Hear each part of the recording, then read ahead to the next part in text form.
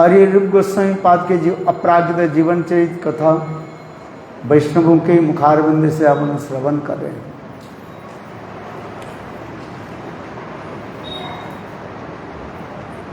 श्रील रूप और सनातन के विशेष वैशिष्ट हमारे आचार्य पादों ने बताया। शिव सनातन भट्ट रघुनाथ श्री गोपाल भट्ट दास रघुनाथ এই ছয় গোসাই করি চরণ বন্দন যাহা হইতে বিঘ্ননাশ অভীষ্ট পুরা। এই ছয় গোসাই যাবে ব্রজে কৈলাবাস राधा कृष्ण नित्य लीला करिल प्रकाश। इच्छा गोस्वामी में विशेष करके जो है रूप गोस्वामी पाद के विशेष वैशिष्ट आप लोगों ने श्रवण किया। प्रातः काल से लेकर के अभी तक आपने विभिन्न वैष्णव के मुखारविंद से उनके जीवन की आदर्श वैशिष्ट कथा आदि श्रवण किया। बहुत सुंदर विचार वैशिष्ट हमारे आचार्य पाद ने दिखाया। गौड़ीय वैष्णव लोग रूपानुग कह करके अपने को गर्व अनुभव करते हैं। इतने तो वैष्णव है, रूप गोस्वामी पाद के प्रति इतने आदर सम्मान प्रीति क्यों है? एक विशेष वैशिष्ट हमारे आचार्य पाद ने दिखाया। जिससे क्योंकि रूप गोस्वामी पाद महाप्रभु के जो है समस्त प्रकार के इच्छा को उन्होंने पूरा की। श्री चैतन्य मनोभीष्टं स्थापितं जनो भूतले स्वयं रूप कदामज्जं ददाति सपदांतिकम। श्रीनरोत्तम दास ठाकुर रूप गोस्वामी पाद के चरण कमल में वंदना करते हुए ये मंत्र प्रकट किया। श्री चैतन्य मनोभीष्टं स्थापितं जन भूतले। महाप्रभु के सारे इच्छाओं के उन्होंने इस जगत में प्रकट कराया कि महाप्रभु के सर्वोत्तम जो इच्छा क्या था वह रूप गोस्वामी पाद प्रकट किया। विशेष करके महाप्रभु की जो भावना जो है सर्वोत्तम जो महाप्रभु के विचार वैशिष्ट जो है जगत में प्रत्यक्ष भाव के प्रतिष्ठित करना, ये महाप्रभु के विशेष वैशिष्ट है। और विशेष करके मंजरियों भाव की जो एक पराकाष्ठा जो है सर्वश्रेष्ठत्व जो है उसके जगत में प्रकाशित करना है। यद्यपि चैतन्य महाप्रभु की आविर्भाव व प्रकट होने के पहले अनेकों जो है वैष्णव कवि प्रकट हुए हैं, जैसे विद्यापति, चंडीदास, जयदेव आदि ऐसे से महान विद्वान और रसिक आचार्य भी हुए हैं, कोई कम नहीं थे, जिनकी वैष्णव पदावली आदि श्रवण करने से कीर्तन करने से पता चलता है ये कैसे कैसे रसमाधुर्य उन लोगों ने प्रकट किया। जैसे मैंने आज प्रातः काल में राधा दामोदर मंदिर में थोड़ा सा मैंने इंगित डाला था जे किस प्रकार चैतन्य विद्यापति, चंडीदास आदि ऐसे ऐसे महान कवि हुए, किंतु सभी ने सखी भावों के जो है भावों को प्रकट किया। ललिता, विशाखा आदि ऐसे सखियों के भावों को प्रकट किया। क्योंकि हम इसलिए कह रहे हैं जे राधा जी की सखियों की जब विचार विवेचन हम करते हैं और गोस्वामी के ग्रंथ अध्ययन करते हैं तो पता लगता है ये राधा जी के 5 प्रकार के सखियों के बारे में बताया गया है। एक है सखी, एक है नित्य सखी, एक है प्राण सखी और एक है पृष्ठ सखी और प्राण पृष्ठ सखी। ये ललिता, विशाखा आदि इन लोग के कहा जाता है प्राण पृष्ठ सखी कहा जाता है। ललिता विशाखा अष्ट सखी जो है ललिता, विशाखा, सुदेवी, रंग, विचित्रा, चंपक, लता आदि ये समस्त जो है सखियों जो कोई साधारण नहीं। करीब करीब राधा जी की भावों की समतुल्य कहा जाता है। बहुत उच्च कोटि के समस्त भाव प्रकाश किया उन्होंने। ललिता के लिए तो हमारे रूप गोस्वामी पाद इतने सुंदर वर्णन किया। जंग कम अपी ब्रजकुले विषभानु जाया। यदि कोई ब्रज में कोई भी व्यक्ति इतना ही मन में विचार कर ले, ये मैं राधा जी की क्या बनना चाहती हूँ, हाँ दासी बनना चाहती हूँ, इतना ही शब्द जो है ललिता जी के कान में पड़ जाए और ललिता जी साथ ही साथ उनको पकड़ करके राधा जी के सेवा में लगाते हैं। जिसे हमारे भक्ति में ठाकुर भी कीर्तन कर रहे हैं, पल्लो दासी करी ललिता सुंदरी हमारे लोइया कबे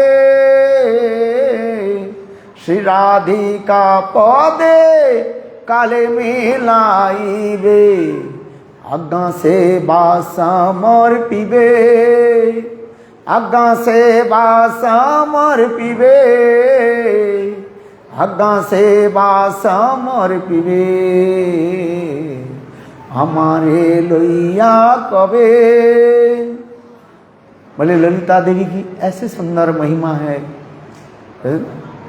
संग ललिता देवी समस्त प्रकार की शिक्षा आदि प्रदान करती है, केवल सबके नहीं, यहाँ तक राधा जी की भी शिक्षा आदि प्रदान करती है। राधा जी कृष्ण के साथ मिलने के लिए जब जाती है और कैसे मिलने के लिए जाएगी, उसके लिए ललिता देवी भी राधा जी की शिक्षा देती है किस प्रकार चलना है, जिससे हमारे विद्यापति चंडीदास आदि कीर्तन में भी वर्णन करते हैं। स्वयं ललिता देवी राधा जी की शिक्षा देती हैं, हे राधे तुम तो राजनंदिनी हो, अंधकार रात्रि में कृष्ण के साथ कैसे मिलने के लिए जाओ। इसलिए क्या करते हैं ना, आंगन में जो है पानी डाल देते हैं और उसमें छोटे छोटे कांटे अथवा कंकड़ राख देते हैं, राधा जी के सिखाती है। ये समस्त बहुत सुंदर जो है वंदना आदि है। ऐसे प्राण पृष्ठ सखी ललिता आदि के बारे में भी बताया गया हमारे पूर्व आचार्य लोग हैं। कितना सुंदर ये भावों की भी वर्णन किया गया। बांग्ला कीर्तन बांग्ला साहित्य में इसके भी अत्यंत जो है प्रसिद्ध है, आदर यूनिवर्सिटी में जो है इसमें पढ़ाया जाता है। बहुत सुंदर उच्च कोटि के जो है ये समस्त भाव। किंतु देखो विद्यावधि के बीच भी अनेक जो है वैष्णव पदावली है, अतीब उच्च स्तर के हैं, किंतु हमारे चैतन्य महाप्रभु रूप गोस्वामी पाद के द्वारा जगत में जो भावों के प्रकट किया वो न भूतो न भविष्यति, जिसके जो है विशेष करके मंजरियों भावों की कैसे कैसे भाव होती है और उसी भावों के जगत में प्रकट कराया, जिसके द्वारा चैतन्य महाप्रभु स्वयं रूप गोस्वामी पाद के हृदय में शक्ति संचार करके ये समस्त उन्नत भावों के प्रकट किया। जिसलिए भी कहते हैं यदि रूप गोस्वामी पाद जगत में प्रकट नहीं होते, जंकली रूप शरीर न धारत। यदि इस कलिकाल में यदि चैतन्य रूप गोस्वामी पाद प्रकट नहीं होते तो ये समझते उन्नत भाव को हम कैसे समझ पाते। लोग विधि भक्ति और राग भक्ति क्या है अभी तो लोगों की बहुत लोगों की भी पता नहीं है।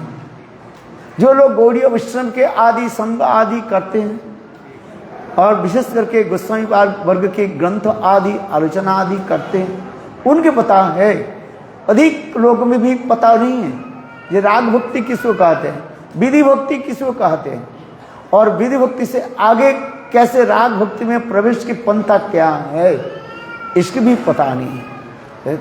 किंतु हमारे रूप गोस्वामी पाद महाप्रभु की कृपा प्राप्त करके ऐसे भक्ति रसामृत सिंधु उज्जवल मणि विदग्ध माधव ललित माधव जैसे अभी ग्रंथ के नाम ले उत्कलिका बल्लरी आदि, ये समस्त बहुत सुंदर जो है ग्रंथ आदि जगत में प्रकट कराया। ये सब ग्रंथ के हम जितने भी आलोचना करेंगे पढ़ेंगे तब हम अंदर में प्रवेश करेंगे। क्योंकि साधारण लोग सोचते रहते हैं बस हरि नाम करो, क्यों महाप्रभु ने कहा दिया है, प्रभु कलिकाले नाम मेरा नहीं आ रहा धर्म, प्रभु कहे कोई नाम यही महामंत्र या जप सबे करिया निर्बंध, यही तो सर्वसिद्धि होई वे सवार, या वही ना बोली वे ना बोलाई वे यार। बस कलियुग में क्या करना है, नाम करो बस। किंतु नाम करने की प्रणाली क्या है, नाम करने के समय चिंतन हमें कैसे होनी चाहिए, ये विचार्य विषय है। नाम तो सभी करते हैं, किंतु नाम करते करते हमें कैसे उन्नत भावों की चिंतन करना है। जो जितने सत्संग आदि करते रहेंगे और सत्संग आदि करते उन्नत मार्ग की सत्संग करते करते तब धीरे धीरे वो ऐसे माधुर्य भाव में तो प्रवेश करेंगे। और फिर विशेष करके जो है रस माधुर्य में प्रवेश करना है। क्योंकि महाप्रभु की पहले सभी लोग ने जो है भक्ति और भक्ति रस के जो है एक ही समझ लेते थे, किंतु वास्तव रूप में रूप गोस्वामी पाद महाप्रभु की कृपा से उन्होंने भक्ति और भक्ति रस के एक सुंदर रूप में विचार विवेचन करके दर्शाया। किसको भक्ति कहते हैं और किसको भक्ति रस कहते हैं, और वो रस भी कैसे फिर आस्वादन भी कैसे करना है। जिस प्रकार उदाहरण दिया जाता है, देखो किसी के एक क्या बोले शेप बनाना है, क्या से बनाना है, मैंगो से क्या बोलते हैं, जूस बनाना है, आम भी आपको दे दिया है, तो आम के साथ कितने परिमाण कौन सा वस्तु मिलाना, इसके बारे में यदि ज्ञान नहीं हो वो ठीक से बनाना ही नहीं पाएंगे। शरबत बनाना है, पानी भी आ गया, चीनी भी आ गया, नमक भी आ गया, कपूर भी आ गया और नींबू भी आ गया, और क्या देते हैं, काली मिर्च भी आ गया, किंतु उसके प्रपोर्शन के बारे में हम यदि नहीं जानते हैं, कितने परिमाण पानी में कितने परिमाण नमक डालना है, कितने परिमाण चीनी डालना है, यदि ये समस्या हम नहीं जाने तो हम उसके शरबत बना नहीं पाएंगे, और बनाया तो वो स्वादिष्ट नहीं होगा। उसी प्रकार जो है एक होता है भक्ति और एक होता है भक्ति रस। भक्ति के बारे में तो सर्वशास्त्र में बोला, श्रीमद् भागवत से लेकर के सांडिल्य पुराण से लेकर के सब जगह भक्ति के बारे में क्या आ रहा है, सा प्राणुरक्ति ऋषरेति भक्ति, भगवान के प्रति परा आसक्ति भक्ति का, सा परारक्ति ऋषरेति भक्ति, सर्वोपाधि विनिर्मुक्तम तत्परितनम निर्मलम हिसिकेश सेवनम भक्ति उच्यते। भक्ति की भी डेफिनेशन भी है सब जगह में, किंतु हमारे रूप गोस्वामी पाद यही भक्ति की जो है और मॉडिफाई करके और इतने सुंदर स्वादिष्ट करके और इतने सुंदर रूप में बताया, न भूतो न भविष्यति। उन्होंने क्या भक्ति के बारे में क्या डेफिनेशन दिया, अन्नाभिलाषिता सुन्नम ज्ञान कर्मदनवृतम आनुकूल्येन कृष्णानुशीलनम भक्तिर उत्तमा। उत्तमा भक्ति कितने सुंदर, और इसी उत्तमा भक्ति के फिर और भी जो है हमारे श्रील जीव गोस्वामी पाद, श्रील विश्वनाथ चक्रवर्ती पाद और भी सुंदर रूप में अत्यंत विस्तृत रूप में वर्णन करके दिखाया, एक एक शब्द के लेकर केवल ये अन्ना विलासिता सुन्नम ज्ञान कर्मदन वृतम आनुकूल्येन कृष्णानु अनुशीलनम, इसी के ऊपर एक एक शब्द के लेकर के इतने विचार विमर्श करके विभाजन करके दिखाया। बहुत सुंदर ये भक्ति रसामृत सिंधु, भक्ति रसामृत सिंधु के जो है दुर्गम क्या बोले टीका के नाम, जीव गोस्वामी पाद की टीका और विश्वनाथ की टीका में इतने सुंदर में वर्णन किया, क्या वर्णन करें। व्यक्ति दोष, अव्यक्ति दोष है, over extension rule, under extension rule, इसके रूप में इतने सुंदर में विवेचन करके एक एक शब्द के लेकर के है, अन्नाभिलाषिता से छोड़ करके अन्नाभिलाष ता शब्द आदि के एक एक शब्द के जो सूक्ष्माति सूक्ष्म रूप में विवेचन करके दिखाया है। इसके पहले किसी ने नहीं दिखाया गया है। ये समस्त चैतन्य महाप्रभु के विशेष कृपा पत्र श्रील रूप गोस्वामी पाद, और यही रूप गोस्वामी पाद अपने सारे भावों के जो महाप्रभु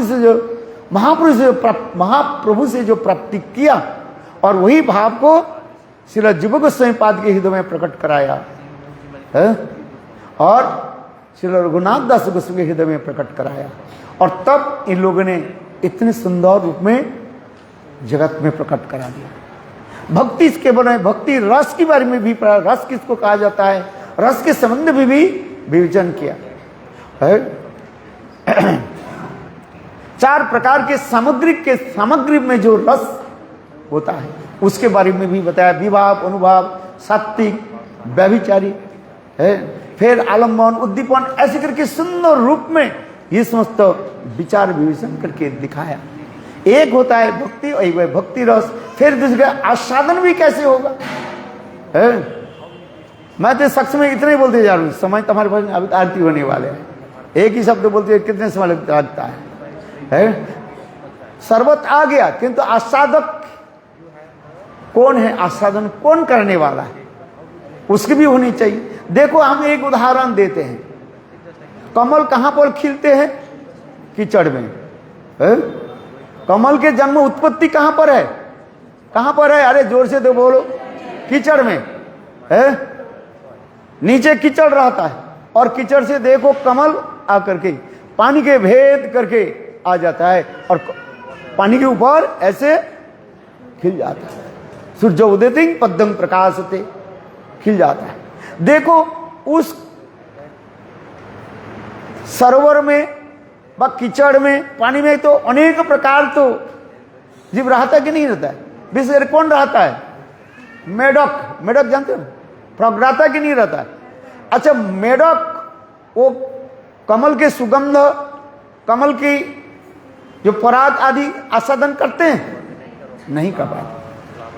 कमल क्या, वो मेढक क्या करता है, कूद करके वो कमल के ऊपर बैठ जाते हैं और उसे गंदा कर देते हैं।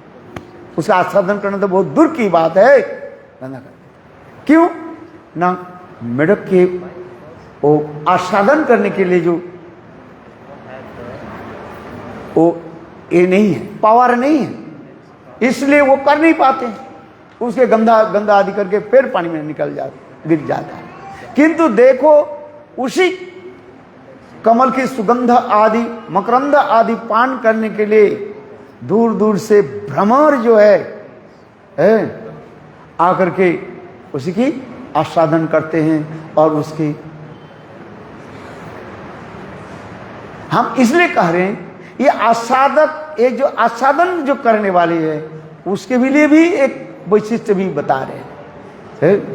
जैसे सुंदर, तो मैंने आपने बताया भी, शरबत तो बनाए चीनी दे करके और कपूर दिया और सब परिमाण अनुसार में दिया, बनाया। किंतु इसलिए हम इसलिए कर रहे हैं, इसलिए रूप गोस्वामी पाद सारे जो इंग्रेडिएंट्स जो है, भक्ति रस के जितने इंग्रेडिएंट्स जो है, सामग्रिक जो है, उन्होंने हमें संग्रह करके दिया। कितने प्रकार के इंग्रेडिएंट्स होने से तब रस बनता है, इसके बारे में भी जानना चाहिए। कितने होता है, कौन जानते हैं, कोई भी बोलो, हाथ उठा। 49, कितने, 49 ना, हिंदी में क्या बोलते हैं, 49 है। 49 इंग्रेडिएंट्स हो तब ये बनता है। उसके भी किंतु 49 क्या क्या कैसे होता है, एक स्थायी भाव होगा, 8 अष्टसात्विक विकार होता है, कितने हो गया, 9 हो गया, और हो गया 33 प्रकार, 7 जो है गौण रस होगा, गौण रस 7 गौण रस होगा, हास्य, अद्भुत, करुण, वीर, विवत्स, ऐसे करके 7 हो गया। कितने हो गया, 9 7 16 हो गया। अब 33 प्रकार के जो है व्यभिचारी भाव आकर के मिलेंगे, तो अब होता है क्या, रसास्वादन। यही कितने हो गया, 16, एक हो गया एक स्थायी भाव होगा, मुख्य रस एक स्थायी भाव होगा, और 7 क्या होगा?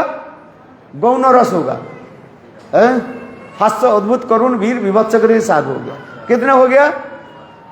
8 हो गया। और सात्विक विकार कितने हो गया? 16, 16 और 33 कितने हो गया? हाँ, अरे मैं तो पढ़ाई नहीं है, मैथमेटिक्स में क्या है, 49 हो गया कि नहीं? तो ये समस्त सामग्री का हमें भी दिखाया गया। और इसमें भी बहुत प्रकार के विवेचन है। अब शाम को हम लोग श्रवण करके वैष्णव के मुखारविंद से बहुत सुंदर इसमें विचार विवेचन करके दिखाया। ये सब सामग्रिक तो हो गया, किंतु आस्वादन कौन करेगा? इसे श्रीमद् भागवत में कहते हैं, भूवि भावुका रसिका भूवि भावुका। सब लोग आस्वादन थोड़ी कर पाएंगे। जैसे हमने उदाहरण दिया, मेढक आस्वादन थोड़ी कर पाएंगे। निगम कल्प तरर गलित फलं सुकम काच अमृत द्रव संयुतम पीवत भागवत रसमालयम मुहुरहो रसिका और भूवि भावुका। रसिक भावुक जन से इसको आस्वादन कर पाएंगे, और सब लोग नहीं है। तो हमारे रूप गोस्वामी पाद के पास हमें पहले आना पड़ेगा, और फिर रूप गोस्वामी पाद के पास आकर के ये समस्त इंग्रेडिएंट्स आदि लेकर के सब मिला करके फिर किसके पास जाना पड़ेगा? रघुनाथ दास गोस्वामी पास जाना पड़ेगा। तात्पर्य क्या है? रूप गोस्वामी पाद के सारे ग्रंथों का हम अध्ययन करें। भक्ति रसामृत सिंधु, उज्जवल इनमणि, विदग्ध माधव, ललित माधव, ये सब ग्रंथ आदि अध्ययन करें। इंग्रेडिएंट्स का हम संग्रह करके मिला, और उसी आस्वादन करने के लिए किसके पास जाना पड़ेगा? रघुनाथ दास। इसी रूप रघुनाथ पदे रोहुम और आस प्रार्थना करे सदा नरोत्तम दास। बोलो नरोत्तम दास ठाकुर की है। रघुनाथ दास गोस्वामी हमें ये सिखाया किस प्रकार जो इंग्रेडिएंट्स के साथ एक साथ मिला करके उसको कैसे आस्वादन करना है। आस्वादन तो करना पड़ेगा, नहीं केवल आप बस जूस बना करके रख दिया है। आस्वादन करना पड़ेगा। उसके आस्वादन के लिए ये समझता हमें विचार और ऐसे रसिक वैष्णव की संग भी प्राप्त करने वाले, जिससे हमारे रघुनाथ दास गोस्वामी कह रहे अनारद्ध राधा पदाम्बुज रेणु अनाश्रित वृंदा अटवी तत्पदांकम असंभाष्य तद्भाव गंभीर चित्तन कुतश्याम सिंधु रससावगाह। स्पष्टीकरण कर रहे हैं, ये मेरा श्लोक नहीं है। रघुनाथ दास गोस्वामी क्या करें? यदि जिन लोग ने राधा जी के चरण कमल के आश्रय नहीं किया, राधा जी के पहले 3 यहाँ पर नियम हमें बता रहे हैं। यदि किसी के यदि श्रृंगार रस में, सर्वोत्तम माधुर्य रस में प्रवेश करना है, उसके आस्वादन करना है, केवल 3 नियम का पालन करो। कितने नियम? 3 नियम। पहले नियम क्या है? राधा जी के चरण कमल में एकांतिकी निष्ठा होनी चाहिए, बस। जिले गोविंद लीलामृत ग्रंथ में भी इसमें कह रहे हैं, कृष्णदास कविराज जी वर्णन कर रहे हैं, ये ब्रह्मा आदि बड़े बड़े देवताओं के लिए जी भी जो दुष्प्राप्य जो वस्तु जो है, हम उसको कैसे प्राप्त करेंगे है? बोले उसकी प्राप्ति के लिए यही बताते जा रहे हैं। आइए कथा में बोले देखो, राधा जी के चरण कमल की एकांति की निष्ठा रखना पड़ेगा, एक हो गया। दूसरी क्या है? वृंदावन में वास करना पड़ेगा। बोले वृंदावन में कहाँ वास करें, कहाँ रहें? बोले राधा आधिपत्यं वृंदावानं वासं ममस्तु में। राधा आधिपत्य वृंदावन में सर्वत्र वास करने के लिए नहीं कह रहे हैं, हम नहीं करें। ये श्लोक किसका है? विश्वनाथ चक्रवर्ती पाद का। अब लोग पढ़े होंगे ना, है? आप लोग सब वृंदावन में रहता है, मैं तो वृंदावन में रहता हूँ। मैं कहाँ वृंदावन में रहता हूँ? 6 महीने एक बार आ गया इधर है। हमारे विश्वनाथ चक्रवर्ती पाद कह रहे हैं इस श्लोक में, राधा क्या बोला? राधा आधिपत्य वृंदावन वासन ममस्तु में। राधा जी के जो आधिपत्य जो वृंदावन धाम, उस स्थान पर आपको रहना पड़े, सर्वत्र नहीं करे।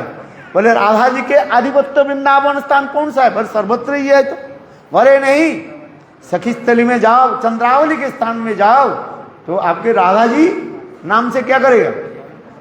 काट देंगे। चलो है सखी स्थल में जान जान जाओ, चले गए, भूल से भी चले गए, है अच्छा बाई मिस्टेक चले गए, है फिर आपके नाम क्या होगा? लिस्ट से कट जाए। हाँ भाई ध्यान से इसलिए करें, तभी वासमी तो वासमी न जीवामी तया बिना इति विज्ञायते राधे तंग नयामी चरणांत के। देखो कितने सुंदर सुंदर भाव की गाते आपके अपने निज गणे। हाँ निज गणे गणानां विदे है। हाँ हा देवी काकूभर गद गद याद वाचा जाचे निपत्ति भूवि दंड वधूभुटाटी अश्व प्रथा प्रसाद मबुदस्य जनस्य कृत्वा गांधर्वी के निजगणे गणानांग विदेहि। है ये समस्त भावों के लेना पड़ेगा। निजगण अपने गणों की है लिस्ट में मेरे नाम आप लिख लीजिए, बस एक बार लिख लीजिए। किंतु आप बाई मिस्टेक कहां चले गए? सखी स्थली चंद्रावली के स्थान पर चले गए तो गए, आपके नाम क्या हो गया? कट जाएगा। है कि नहीं? पीएससी परीक्षा में एक बार बैठ गए और फेल हो गया तो जाओ भगो निकाल देंगे। मैं ये उदाहरण दिया इसलिए कह रहे, बहुत सुंदर ये इसलिए कह रहे हैं। ये देखो राधा जी के चरण प्राप्ति करने के, राधा जी की सेवा प्राप्ति करने के लिए हमारे विश्वनाथ क्या कह रहे हैं? राधा आधिपत्य वृंदावन वासं ममस्तु में। राधा जी के आधिपत्य वृंदावन वास कौन सा स्थान है? ये हमें देख चुनना पड़ेगा। कौन सा स्थान है? बोले राधा कुंड सर्वोत्तम स्थान जो है। और स्थान में कहीं नहीं कहीं जटिला कुटिला अथवा चंद्रावली कहीं नहीं कहीं पहुंच जा सकते हैं। जैसे सूर्य कुंड में चंद्रावली पहुंच जाती है, ये जटिला कुटिला भी पहुंच जाती है? यहां तक कि गोवर्धन तक चंद्रावली भी पहुंच सकती है। किंतु देखो राधा कुंड ऐसे एक दिव्य अलौकिक स्थान है, जोग माया के द्वारा वो सुरक्षित है। केवल राधा जी की जो गाने जो है वही जा सकते हैं। हाँ सुनिए मुझे बोल दे माइक दे दे क्या करेंगे? राधा जी के गण, केवल राधा जी के गण वहीं पर और किसके प्रवेश अधिकार नहीं होगा। जोग में भी ऐसे कर देते हैं। ऐसे सुंदर राधा कुंड की बासो ममस्तु, जिसमें रूप गोस्वामी पाद का भी उपदेशामृत के लेकर के चर्चा हो रही है, बहुत सुंदर लग रहा था। बाचो बेगम से तो शुरू किया किंतु कहां पहुंचा दिया? है राधा कुंड तक, और वही हमारी सर्वोत्तम स्थान है।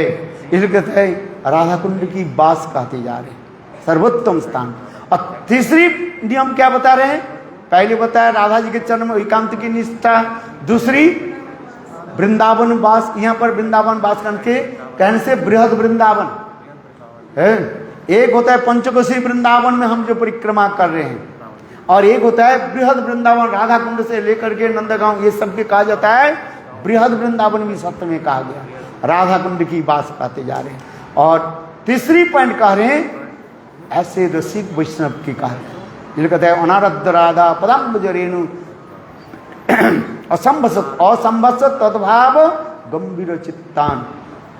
ऐसे जो महानुभाव संत महात्मा जिनके हृदय में केवल ऐसे रसमाधुर्य भरी हुई है, ऐसे संत महात्मा की संग और उनकी साथ में बैठ करके ये सब रसमाधुर्य कथा आदि है आलोचना आदि करें तब तो हो सकता है इसके अलावा कोई चारा नहीं है।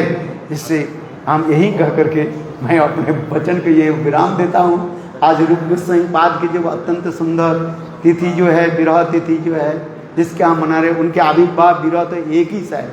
आविर्भाव तिरोभाव वेदे मात्र कही, आविर्भाव कहो और तिरोभाव कहो, दोनों ही हम लोग के क्या है, एक ही है कि उनकी कथादि स्मरण करना है आज में, और कुछ नहीं है। उनके शिक्षा आदि क्या है, हम जगत हम लोग के क्या दिया और महाप्रभु के कैसे मनोभिष्ट की पूर्ति किया, ये सब हमें चिंतन आदि करना है। उस भाव आदि चिंतन करते करते तब एक दिन वो भाव का हम प्राप्त करेंगे।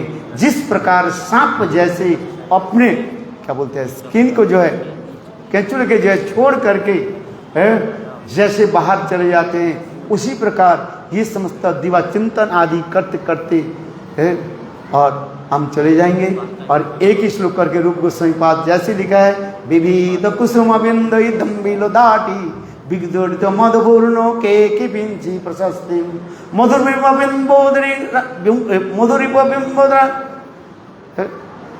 स्फुरत कमल अपोलंग कपोलंग राधिका अर्चयामि विविध कुसुम बिंदु दम्बिल धाटी विगत मधुपूर्ण के पिंची प्रशस्ति मधुर बिंब दिगृण तम्मुल राग स्फुरत अमल कपोलम राधिका अर्चयामि। ये रूप गोस्वामी पाद संग लिख रहे हैं। इसके आगे किसी ने ऐसे एक्सेप्ट नहीं लिखा। कितने सुंदर ग्रंथ जो है देखो, उसमें रूप गोस्वामी पाद ये लिख रहे हैं, भजन कहाँ पर कर रहे हैं? तेरे कदम पर। जहाँ पर गुरुदेव कहते थे, जे रूप गोस्वामी पाद जब ग्रंथ रचना करते थे, मिलनांत ग्रंथ रचना करते थे, राधा कृष्ण के मिलन ग्रंथ करते थे, तब उस समय देखो सूखे पेड़ भी जिंदा हो जाते, उसमें पत्ता आ जाता था और देखते देखते फूलों की झाड़ी और कैसे लग जाता था। और वही रूप गोस्वामी पाद जब विरह सूचक जब श्लोक लिखते थे और वो पेड़ के सारे पत्ता अपने आप नीचे झड़ जाता था। ऐसे ऐसे स्थान पर जिस रूप गोस्वामी पाद ऐसे टेर कदम पर बैठ करके ये समस्त लीला आदि चिंतन आदि करते थे। ये कहा ना, विविध कुसुम बिंदुई दम्बिल धाटी विगत मधुपूर्ण के पीछे प्रशस्ति। राधा जी के सुंदर वर्णन करते जा रहे हैं। विविध कुसुम बिंदु दम्बिल धाटी, राधा जी के केस कला, मस्तक के जो केस के बारे में अभी हमारे पूर्वोक्ति वक्ता ने बता रहे हैं कितने सुंदर जो है राधा जी के जो केस जो है, बेनी बेनांगना बेनी बेना फलांगना, ये समस्त जो श्लोक आदि बोलते जा रहे हैं। किंतु हमारे रूप गोस्वामी पाद इसके कार्य विविध कुसुम बिंदु दम्बिल धाटी विगत मधुपूर्ण के की प्रशस्ति। इसके तात्पर्य है स्वयं ललिता देवी के आदेश प्राप्ति कर रहे रूपमंजरी जो है सुंदर सुंदर पुष्प चयन किया और पुष्प चयन करके राधा जी के इतने सुंदर घुंघराले वाले केस का जो है फूलों के द्वारा सजाया, जिसके राधा जी के केस जो है एक तो सुंदर काले बादल के भांति हैं और उनके केस कहाँ तक चले गए? घुटनों के नीचे तक। जब राधा जी चलती है पीछे से जैसे आप देखोगे तो ऐसे मानोगे जब साक्षात एक बादल मानो जा रहे हैं। ऐसे सुंदर केस के घुंघराले वाले ऐसे सुंदर केस है और उसे फूलों के द्वारा ऐसे सुंदर सजाया। देख करके वो एक मोर जो है मधुघूर्ण, जो मदमत्त मोर अपने पंखा आदि फैला करके जो सबका आकर्षित करते रहते हैं, जिसके देख करके कृष्ण भी मोहित होकर के और इतने होते हैं जो स्वयं कृष्ण उसके मोर पंखा को सिर पर धारण करते हैं। और देखो वो मोर क्या सोचने लगे, कहाँ राधा जी की मस्तकी केस कलाप है, इतने सुंदर जो है। देख करके वो लज्जित हो जाते हैं और जाकर के वो मानो कंदरा में प्रवेश कर जाते हैं। इसलिए विविध कुसुम मंडली दम्बिल धाटी विगत मधुपूर्ण के बीच प्रशस्ति मधुर बिंब दिगृण तम्बुल। फिर रूप गोस्वामी पाद और एक लीला के स्मरण करते जा रहे हैं। जो इतने समय क्या देखा, रूप मंजरी सुंदर एक पानों की बीड़ा बनाया और पानों की बीड़ा बना करके राधा जी के हाथ में दे दिया और राधा जी वो पान के बीड़ी गए वो क्या कि कृष्ण के दे दिया और कृष्ण उसके चुबाने लगे। कृष्ण जब चुबाने लगे चिवादी दे कृष्ण के जो अधोरष्ट जो है लालिमा हो गया और राधा जी टकटका करके देख रही थी, बोले ये लालिमा क्या है? राधा जी के सोच कृष्ण के सोच में अंतर हो रहा है। राधा जी सोच रही हैं ये लालिमा नहीं है, ये हमारे प्रति अनुराग के चिन्ह कहा जाता है। ये हमारे प्रति अनुराग है जिसमें होता है प्रस्परानु स्नान बंधनम और दर्शने अतृप्तता। ऐसी भावना रख करके राधा जी देख रही है ये हमारे प्रति कितने अनुराग है। किंतु कृष्ण के सोच दूसरा है।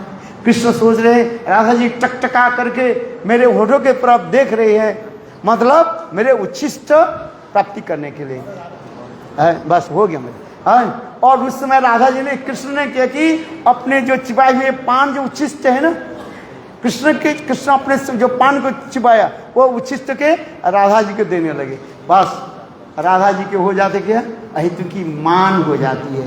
यही मान की एक विशेष वैशिष्ट दिखा। अनेक प्रकार के मान तो है ही है, हेतु मान, अहेतु मान, और ना जाने कितनी प्रकार की मान के बारे में राधा जी मान करके अपने मोह के फिर है तुम्हारे उचित कौन लेंगे है।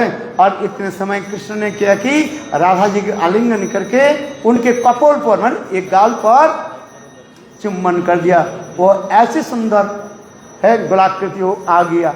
और देख करके हमारी सर भक्ति विनोद ठाकुर कमल मंजरी इसके कहते हैं जमुना पुली ने भक्ति मंडल क्या बोल रहे हैं, ये भक्ति मंडल ठाकुर कह रहे हैं गृह ना जाइबो बने प्रवेशिबो ओ लीला रसिरतरी, मैं घर में नहीं जाऊंगा। ये सब लीला कथा जो है सखी समाज में जाकर के कीर्तन करेंगे। बोला वृंदावन बिहारी लाल की जय जय श्री लाल।